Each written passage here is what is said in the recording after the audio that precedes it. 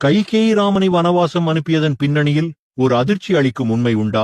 ராவண வதத்திற்கு பின் ராமர் சீதை, லட்சுமணர், வானரர் மற்றும் ராட்சச படையினருடன் புஷ்பக விமானத்தில் அயோத்திக்குச் சென்றார். வழியில் பரத்வாஜ முனிவரின் அழைப்பை ஏற்று அவரிடம் தங்கி மறுநாள் அனுமனை நந்திகிராமம் அனுப்பினார் ராமர். பரதன், சத்ருக்னன் அக்னி பிரவேசம் செய்ய தயாராக இருந்ததால் அனுமன் அவர்களை தடுத்தார். பரதனைச் சந்தித்த அவர், அம்மா எங்கே? நமஸ்கரிக்க வேண்டும் என்றார்.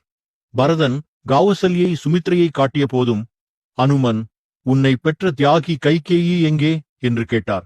பரதன் தயங்க அனுமன் உண்மையை வெளிப்படுத்தினார். தசரதன் தன் சிறுவயதில் ஒரு இளந்தளிரை ஒடித்துவிட்டார். பால் வடிந்த அந்த இடத்தில் தாய் கொடி தசரதன் மேல் கோபம் கொண்டு தன்னைப் போலவே புத்திர பிரிவால் வாடுவாய் என தசரதருக்கு சாபம் அளித்தது.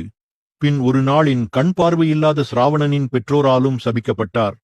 கோசல ராஜ்யத்தின் ஜாதகத்தின்படி அரியணை ஏறும் ராமர் அவரது உயிரினை இழப்பார் என அறிந்து ஆண்டு அனுபவித்து முதியவனாகிவிட்ட தசரதன் உயிர் நீப்பதே மேல் என கைகேயி எண்ணினாள். ராமர் 14 நாட்கள் வனவாசம் செல்ல வேண்டும் என்று தசரதரிடம் அவள் கேட்க விரும்பினாள். ஆனால் வாய் தவறி அது 14 வருடங்கள் என வந்துவிட்டது. எந்த பெண் தன் மாங்கல்யத்தை கூட பணயம் வைத்து மாற்றான் மகனை காப்பாள்? ராமரிடம் கைகேயி கொண்ட பிரியம் அத்தகையது. பரதா, நீ ராஜ்யத்தை ஏற்க மாட்டாய் என அவளுக்கு தெரியும். ஆகவேதான் நீ அரசாள வேண்டும் என்ற வரத்தை கேட்டாள். ஒரு கால் நீ பதவியேற்றால் ராமனின் உயிர் காக்க உன்னையும் இழக்க அவள் தயாராக இருந்தாள். தவறாக புரிந்து கொள்ளப்பட்டாலும் ராமனை பாதுகாக்கவே இவ்வாறு செய்திருந்தார் என விளக்கினார் அனுமன்.